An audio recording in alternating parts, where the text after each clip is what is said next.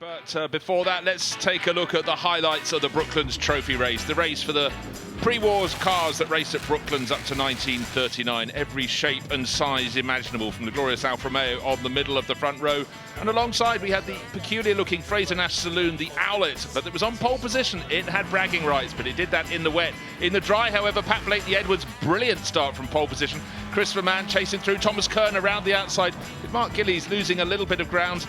The Owlet stayed in front, but not for very long indeed, because look, here comes Gillies up the inside of Thomas Kern there, down into St Mary's, and then the little red Aston Martin, far more made for racing than the 1928 out in front of him, and around the outside he went. No defence from Pat Blakeney-Edwards. In fact, he had a problem, arm out of the cockpit.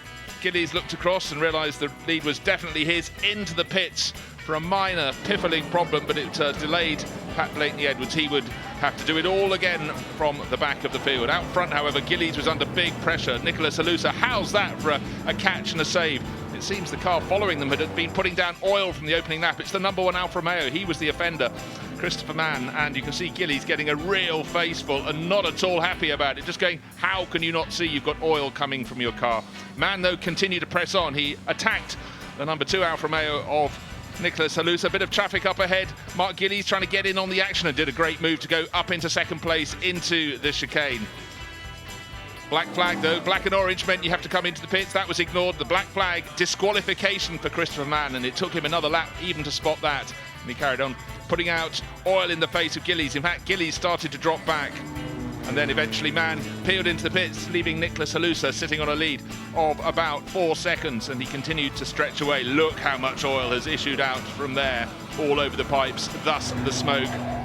Meanwhile, pushing so hard, brilliant battle between Ben Collins, who got on the grass as Theo Hunt tried to come up the inside. Apologies immediately from here, Theo Hunt. I took the inside line, I'm sorry, I pushed you wide. Great recovery from Ben Collins there in the mighty Bentley. They fought all the way to the finish, but eventually the power of the Bentley paid off, and into Madgwick the lead in their battle taken back, but no one could hold a candle to Nicholas Halusa. Fabulous car control, he deserved that checkered flag. Second place for Mark Gillies as well in the little Aston Martin behind, and third place to Thomas Kern in the mighty Mercedes-Benz. But the first race of the Sunday at Goodwood run on all the oil, but a great victory for Kern.